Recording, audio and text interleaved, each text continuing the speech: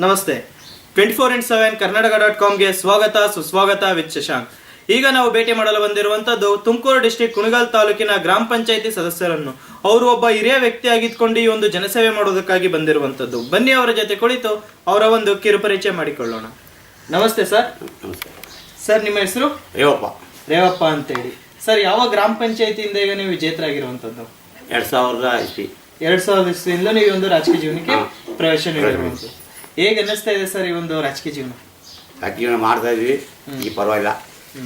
ಶೌಚಾಲಯ, ಇವು ಮನೆಗಳು, ಈ ರೋಡು, ಊರೊಳಗೆ ಸಿಮೆಂಟು, ಜಲ್ಲಿ ಎಲ್ಲ ಮಾಡ್ತಾ ಇದ್ವಿ. ಮಾಡ್ತಾರೆ ಸರ್. ಈಗ ಈ ಬಾರಿ ವಿಜೇತರಾದಂತ ಸಂದರ್ಭದಲ್ಲಿ ಅಂದಾಜು ಎಷ್ಟು ಮತದ ಅಂತರದಿಂದ ವಿಜೇತರಾದ್ರಿ ಸರ್? ಈಗ ಈ ಸಾರಿ 80. ಒಟ್ಟು ಮತ ಸರ್ ನೀವು ಪಡೆದಂತದ್ದು? 490. ಸರ್ ಈಗ ಯಾವ ಪಕ್ಷದ ಫಾಲೋವರ್ಸ್ ಆಗಿರುವಂತದ್ದು? ಈಗ ಕಾಂಗ್ರೆಸ್ ಇಂದ ಫಾಲೋವರ್ಸ್ ಆಗಿರುವಂತದ್ದು. ಸರ್ ಈಗ ಆಲ್ರೆಡಿ ನಿಮ್ದು ಒಂದು 3.5 ವರ್ಷ ಅವಧಿ ಕಳೆದಿದೆ ಸರ್. ಈ ಒಂದು ಅವಧಿಯಲ್ಲಿ ಈಗ ಯಾವ ರೀತಿ ಈಗ ಒಂದು ಜನಸೇವೆಯನ್ನೆಲ್ಲ ಮಾಡ್ತಾ ಬಂದದ್ದು ಸರ್? ಈಗ ಮಾಡ್ತೀನಿ ಸರ್. ಸರ್ ಈಗ ನೀವು ಕಳೆದ 2 ಬಾರಿನೂ ಸಹ ವಿಜೇತರಾಗಿರುವಂತದ್ದು. ಈಗ ಸುಮಾರು 3 ಬಾರಿ ವಿಜೇತರಾಗಿದ್ದೀರಾ. ಹೇಗೆ ಅನ್ನಿಸ್ತಾ ಇದೆ ಸರ್ ಈ ಒಂದು ರಾಜಕೀಯ ಜೀವನ?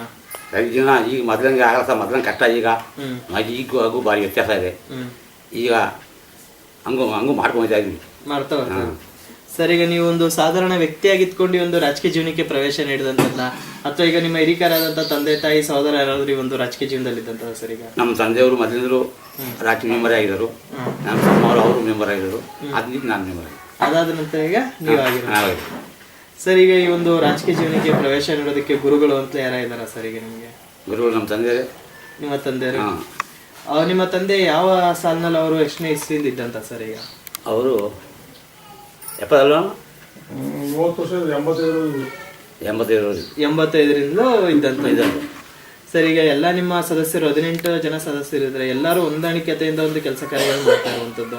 ಹಾಗಾಗಿ ಎಲ್ಲಾ ಕೆಲಸ ಕಾರ್ಯಗಳು ನಿಮ್ಮ ಮಟ್ಟದಲ್ಲೇ ಅಲ್ಲ, ನಿಮ್ಮ ಮೇಲ್ನಧಿಕಾರಿಗಳ ಮಟ್ಟದಲ್ಲಿ ಅದನ್ನಾದ್ರೂ ಮಾಡಿಸ್ಬೇಕು ಅಂತ ಕನಸೇನಾದ್ರು ಕಂಡಿದ್ದೀರಾ ಸರ್? ಈಗ ಮಾಡಿಸ್ಬೇಕು ಅಂತ ಮಾಡಿದ್ವಿ.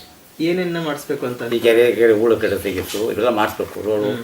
ರೋಡ್ಗಳಿಗೆ ಇವೆಲ್ಲ ಮಾಡಬೇಕು ಅಂತ ಅನ್ಕೊಂಡ್ರೆ ಅಂದಾಜು ಸರ್ ಈಗ 100ಕ್ಕೆ ಎಷ್ಟು ಭಾಗದಷ್ಟು ಈಗ ಕೆಲಸ ಕಾರ್ಯಗಳನ್ನೆಲ್ಲ ಆಗಿದೆ ಸರ್? ಈಗ ಒಂದು 40-50% ಮಾಡ್ಯಾರ ಆಗಿರೋದು ಸರ್. ಈಗ ಎಲ್ಲಾ ಜನತೆ ತಮ್ಮ ಬಂದು ಏನ ಒಂದು ಕೆಲಸ ಕಾರ್ಯಗಳ ಬಗ್ಗೆ ಅತಿ ಹೆಚ್ಚಿನ ಆದ್ಯತೆ ನೀಡಬೇಕು ಅಂತ ಅನ್ಕೊಂಡಿರುವಂತ ಸರ್? ಈಗ ಮಾಡ್ತೇವೆ ಸರ್.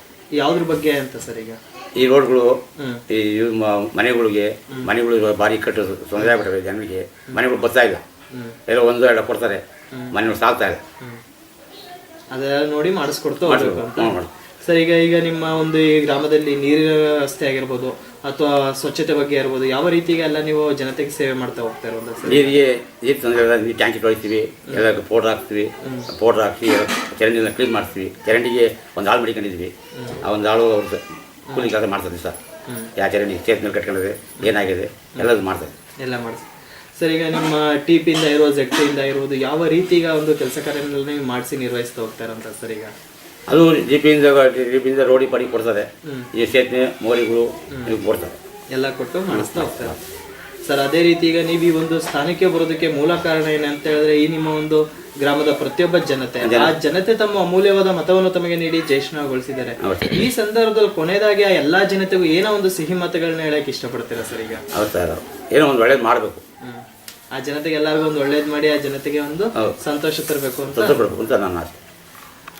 ನೋಡಿದ್ರಲ್ಲ ಸರ್, ಇಷ್ಟು ಕಾಲ ನಮ್ಮ ಜೊತೆ ಹಿರಿಯ ವ್ಯಕ್ತಿ ಆಗಿದ್ಕೊಂಡು ಯಾವ ರೀತಿ ಅವರು ಒಂದು ಜನಸೇವೆಯನ್ನೆಲ್ಲ ಮಾಡಬೇಕು ಅಂತ ಅನ್ಕೊಂಡಿರುವಂತದ್ದು ಅಂತ, ಇಡೀ ಒಂದು ಗ್ರಾಮವನ್ನು ಅಭಿವೃದ್ಧಿಗೊಳಿಸಿ ಅವರು ಆ ಜನತೆಗೆ ಸಂಪೂರ್ಣವಾದ ಒಂದು ಜನಸೇವೆಯನ್ನ ಸಲ್ಲಿಸಬೇಕು ಅಂತ ಅನ್ಕೊಂಡಿರುವಂತದ್ದು.